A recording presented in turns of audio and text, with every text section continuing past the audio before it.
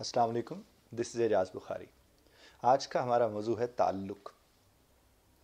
रिश्ते खूनी होते हैं। जी हाँ, खूनी। समझ तो आप गए होंगे। हमारे यहाँ अक्सर रिश्ते होते हैं मगर ताल्लुक़ नहीं होता। हालांकि रिश्ता होता ही तब है जब ताल्लुक़ होता है। यहाँ जानबूझकर जहाँ और वहाँ नहीं लिखा, क्योंकि ये जगह के साथ नहीं वक्त के साथ जुड़ा है। कुछ दिन हुए, एक जोड़ा यानी मियाँ बीवी मिलने आए।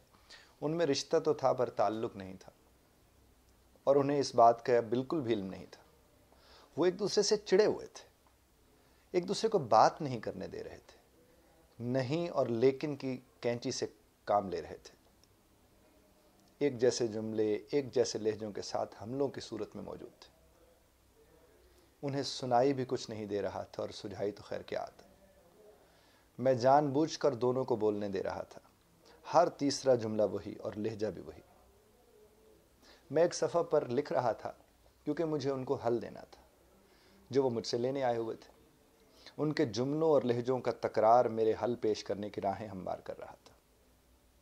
मुझे लिखता देखकर उन्हें एक दूसरे की तरफ देखा, रुके, बोले, फिर रुके, और साहब ने पूछा कि हम लड़ रहे हैं और आप लिख रहे हैं। मैंने कहा कि क्या करूं? तो फरमान लगे कि हल जिसके लिए हम आए हैं। मैंने कहा जनाब, अब मौका दें तो मैं कहूं। इस पर खातून कहने लगे कि ये किसी को नहीं बोलने देते, बस यही बोलेंगे और आप बस सुनते रहे। इस पर साहब फिर कूद पड़े। खैर चुप कराकर बात शुरू की। पूछा, आपकी आमतौर पर कब कब लड़ाइयाँ होती हैं? दोनों ने बैक वक्त आवाज़ औकात बताने शुरू कर दिए। तो औकात के इख्तलाफ से इख्तलाफात सामने आना शुरू हो गए। बात बदलने के लिए सवाल बदला कि किन किन बातों पर बात होती है। फिर वही रवैया, फिर वही एक दूसरे के ना सुनना। अब मैंने आखिरी सवाल किया कि एक दूसरे के कौन कौन से जुमले आपको ज़्यादा तकलीफ़ देते हैं? तो उन्होंने वही जुमले दोहराने शुरू कर दिए जो मैं पहले से लिख चुका था।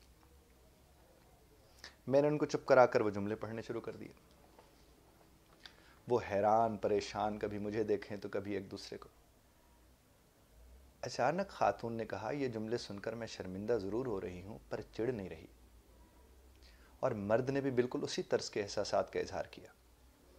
मैंने उनसे कहा कि पहले मिलकर इन जुमलों का मतलब वही रहने देते हैं और लफ्ज़ बदल कर देखते हैं।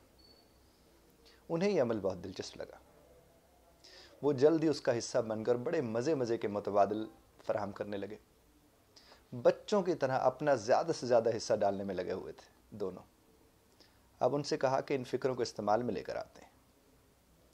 अब जो वो बोले तो पहले भी हंसें, दरमियान में तो खैर लड़ाई हो नहीं सकती थी। लफ्ज़ों से ज़्यादा लहजे लहूलिहान करते। वो समझ चुके थे। बस अब एहसास का हिस्सा बनाने की ज़रूरत थी ताकि रिश्ता ताल्लुक़ की अहमियत को समझ सके। अभी मामला ख़त्म नहीं हुआ था क्योंकि वजह को समझना बाकी था और मैं उसके लिए राह हमवार कर चुका था। चुनाचे मैंने उनसे कहा कि अब मैं आप दोनों को बारी बारी बोलने का वक्त देता हूँ, मगर एक वक्त में सिर्फ एक शख्स बात करेगा और दूसरा कागज़ कलम लेकर निकात लिखेगा जिनका जवाब मतलूब है। खैर बारी बारी उन्होंने बात की, लिखा और जवाब दिया। थोड़ी बेचैनी और ज़्यादा सुकून के साथ ये मरहला भी तय पा गया। अब मैंने पूछा कि बातें तो वही थीं मगर इख्तलाफ उस तर्ज का नहीं था, तो इसकी क्या वजह है? तो दोनों का जवाब एक ही था कि हमने एक दूसरे को सुना ही अब है। इस पर मैंने कहा कि आपका रिश्ता अब ताल्लुक़ बन गया है, क्योंकि अब आप एक दूसरे को समझने के लिए सुनेंगे। अगर आप भी चाहते हैं कि आपके रिश्तों को ताल्लुक़ नसीब हो तो आज से बल्कि अभी से समझने के लिए सुनना शुरू कर दें। सुनने का बहुत शुक्रिया।